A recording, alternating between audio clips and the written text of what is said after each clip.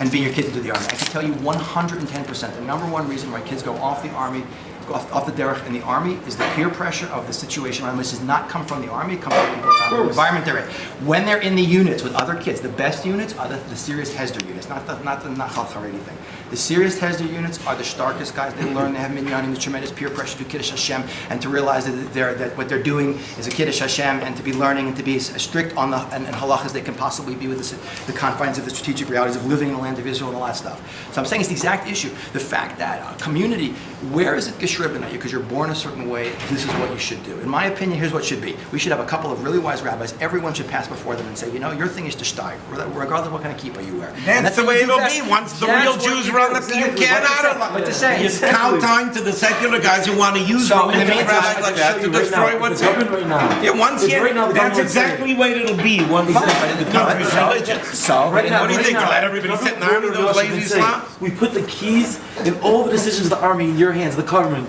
Rav Yoshe would pass on the spot. I can guarantee you that a certain chilek of people has to go to the army. Not true. They have Merkaz Rav. They have to do army. And they decide not to make a unit for themselves. The army would say they can make their own unit. Everyone from Merkaz Rav. Exactly. It's exactly what we're saying. Because every yeshiva could do that. Every yeshiva could do that. The answer is but they don't. They don't want it. They're lazy.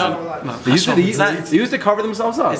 I'd love to just respond to one thing. It's not chashon laziness at all. I tell you, my friends, I was in yeshiva. It's because there's a guy who slept 3 hours a night, 4 hours a night. One guy? Okay. Guys, the issue is it's just like, it's how you're raised is what you do. That's basically how it works. In 1948, how many exemptions were given for guys to learn?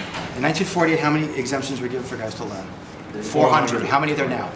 60,500. No, they're doing what the community they're born into is saying to do. So what do you, let me ask you a question. Let's do a situation where Israel becomes 95% Haredim, and everyone's learning in yeshivas, and there's 3 guys left to serve in the army. Do you think? Do you think that? That's what the Russian goyim are here for. No, you're not listening. I think we let those guys in. The yeshiva guys go to the army. You let Russian goyim handle the army. I don't want too many soft-hearted Jews are trying to kill. You can't even shoot that guy when they hit a woman. You know what I mean? Okay. Get some Russian goyim to fight the war. No one should be automatically exempt because their parents are Haredim, and that's the war they're going to. B. Every war Israel fights is Milchemes Mitzvahs, Noah's Patur. C. If the whole Haredi war were to actually throw themselves in like they should have done 100 years ago, you would have a totally from army that would win all the wars. You have massive that you would have the Haredi political world fall apart the way Mizrahi fell apart. Mizrahi is gone because they didn't know how to raise their kids. I'm saying that's why that party existed.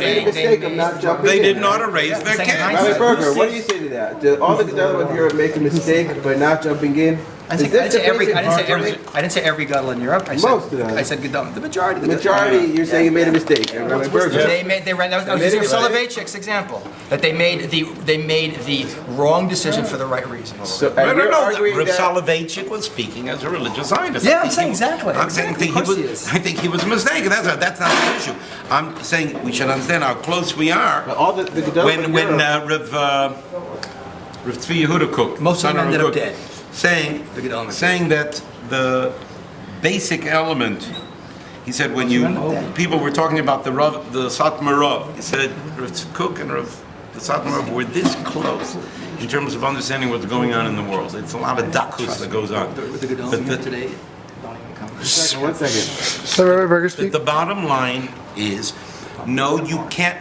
That the Rambam is talking about a point when Torah Jews run the government, not when Apikorim run a pretend government. Come on, we have a situation like the kingdom of Herod.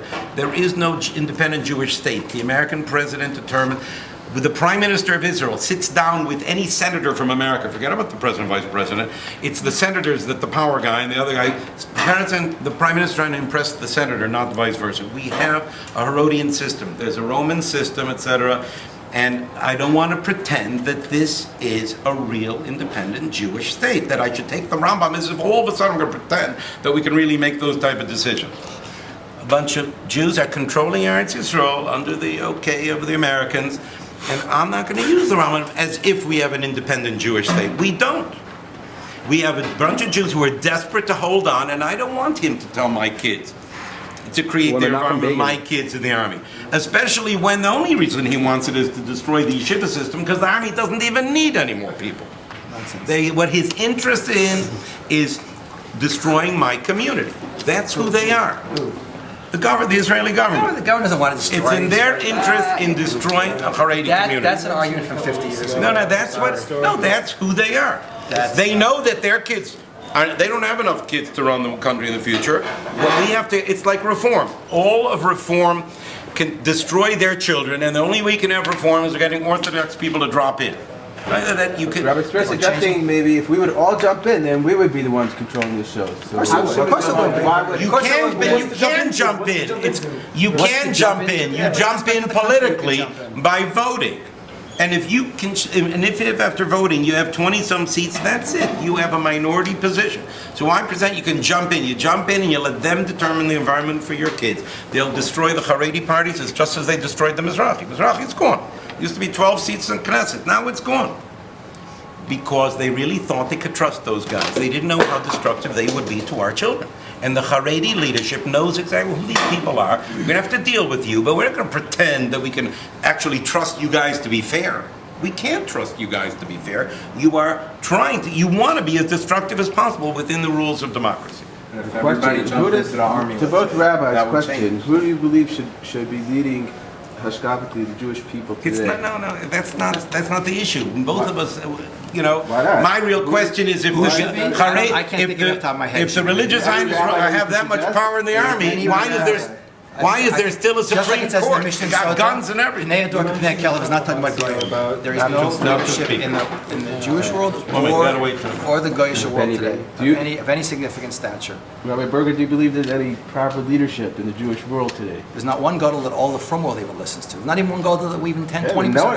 Mashiach comes through. No. I'm telling you, even 50 years ago, you had people like Moshe Feinstein, the Chazonish, that had a respect of far more from Jews than any 10 rabbis today in the frum world today. The only person who comes close, and he's not, is Ovadia Yosef, at least all his Sephardim listen to him. But I'm saying there's no leadership. Yeah, but that's because they have so little. They have so few Talmidei Chachamim. Who should the masses listen to?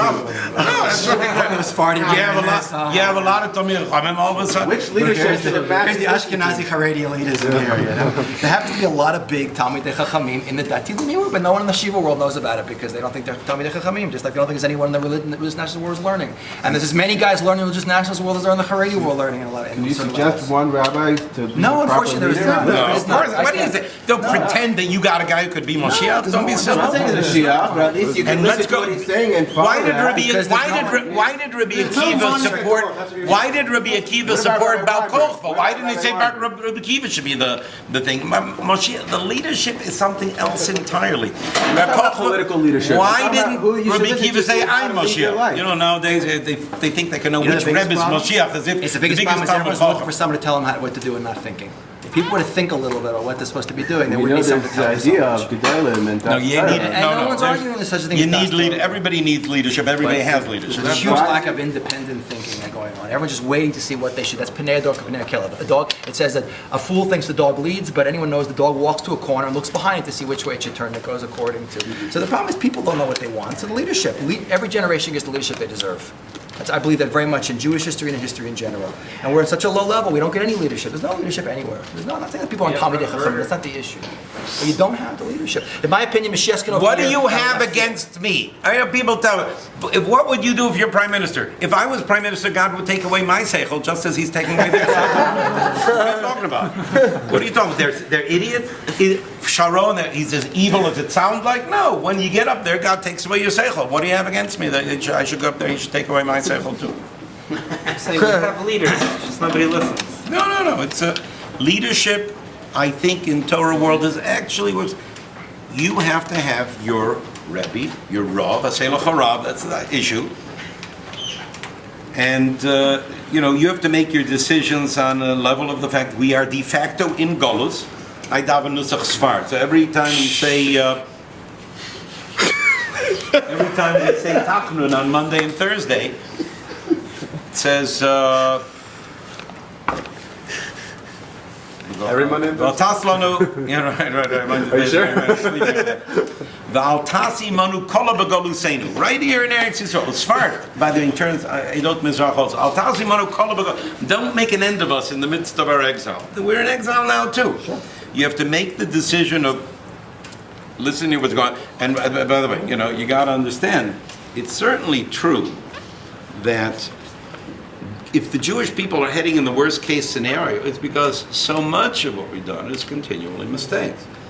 The ultimately real question is what to do now in age terms. It's a question. It's like I did, for example. I hope we don't get in too much trouble if we put this tape on. The Israeli. She's taking the cue now. No. The Israeli have an Israeli flag on the building here. I don't have anything against it. If that will make people happy, that's fine with me.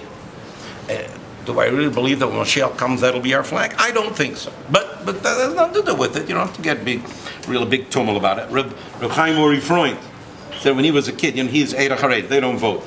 So he says as a kid, he was involved in a thing burning Israeli flag. He came home, told his father about it. His father gave him a smack. Again, because most of what we do as young people is hormonal. So you like to figure. Certainly the question is how do we go from here? And I think my natural view of history naturally is an awareness that we're either going to have a Torah takeover of Eretz Yisrael, or we're going to lose it. I don't think I don't think. But there's no source for a third Galus. No. So let me a third. No, Golus never happens when we come. There is. We already had a third Golus. Bar Kochva had a Jewish government and he lost it. You can lose as many Jewish governments as you want. Golus is when you build the temple. No. But so, two petitions I'd like to say. I think that's a mistake because Golus means when the temple's destroyed. Once the temple's up, we can't lose it. But you see, with Bar Kochva, you did lose it. So two people on quote. Rabbi Yaakov Weinberg, somebody said to him, we can't lose it because Rav Herzog said, in 1941, when Rama was racing across North Africa, the chief rabbi of Palestine, Rabbi Herzog, said, we have a Kabbalah from the Gra through Reb Chaim Volozhin, early 1800s, that we are not going to,